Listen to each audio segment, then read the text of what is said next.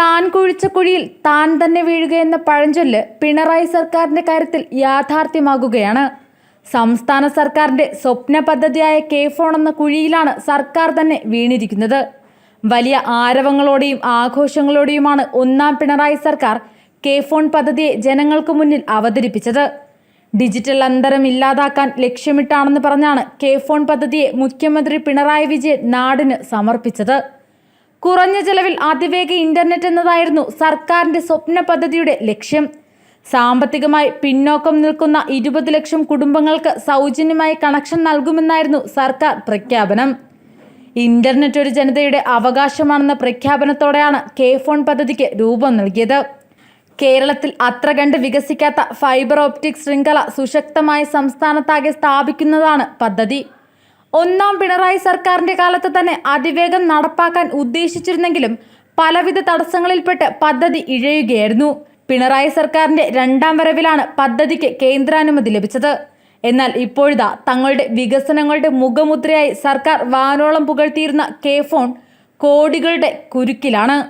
കിഫ്ബിയിൽ നിന്ന് 1059 കോടി രൂപ വായ്പ എടുത്തു തുടങ്ങിയ കെ ഫോൺ ഒക്ടോബർ മുതൽ കിഫ്ബിയിലേക്ക് 100 കോടി രൂപ വീതം തിരിച്ചടയ്ക്കണം. തുടർച്ചയായി 13 വർഷവും ഇത്രയും തുക തിരിച്ചടയ്ക്കണം. പദ്ധതി ആരംഭിച്ചിട്ട് നിലവിൽ 30,000 ഇന്റർനെറ്റ് കണക്ഷൻ മാത്രമാണ് കെ ഫോണിന് നൽകാനായത്. ഇതിൽ 5,000 എണ്ണം BPL കണക്ഷനാണ്. ബാക്കി 20,000 സർക്കാർ ഓഫീസുകളിലും 5,000 വാണിജ്യ കേന്ദ്രങ്ങളിലുമാണ്. പ്രതിമാസം ശരാശരി 600 രൂപ വീതം ലഭിക്കുന്ന 1.5 ലക്ഷം കണക്ഷനുകളെങ്കിലും ഉണ്ടെങ്കിലേ തിരിച്ചടവിനുള്ള 100 കോടി രൂപ ലഭിക്കൂ. കേരള സ്റ്റേറ്റ് IT ഇൻഫ്രാസ്ട്രക്ചർ ലിമിറ്റഡിന്റെയും KSEBിയുടെയും സംയുക്ത സംരംഭമാണിത്. ഇരു കൂട്ടർക്കും 49% ഓഹരി, 2% സംസ്ഥാന സർക്കാരിനും. 1,514 കോടി രൂപയായിരുന്നു സംയുക്ത സംരംഭത്തിന്റെ ആകെ മുതൽ മുടക്ക്. ഇതിന്റെ 70%മായ 1,059 കോടി രൂപയാണ് കിഫ്ബിയിൽ നിന്ന് വായ്പയായി ലഭിച്ചത്.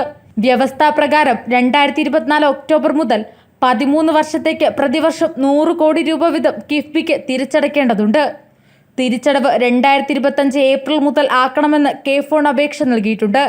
ഇത് അംഗീകരിക്കാൻ സാധ്യതയുണ്ടെങ്കിലും അടുത്ത വർഷം മുതൽ ഈ തുക തിരിച്ചടച്ചേ മതിയാകൂ.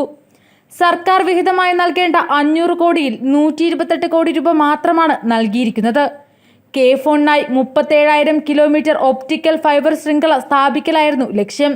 ഇതുവരെ വൈദ്യുതി പോസ്റ്റുകളിലൂടെ 25,000 കിലോമീറ്റർ കേബിൾ വലിച്ചിട്ടുണ്ട്. KSEBിയുടെ കണക്കനുസരിച്ച് സംസ്ഥാനത്ത് 1 ലക്ഷത്തോളം സർക്കാർ ഓഫീസുകളുണ്ട്. എന്നാൽ ഇതിൽ 30,438 ഓഫീസുകൾ മാത്രമാണ് കെ ഫോൺ ഇന്റർനെറ്റിനായി അപേക്ഷിച്ചിട്ടുള്ളത്. അതിൽ 20,000 ഓഫീസുകൾക്ക് കണക്ഷൻ നൽകി.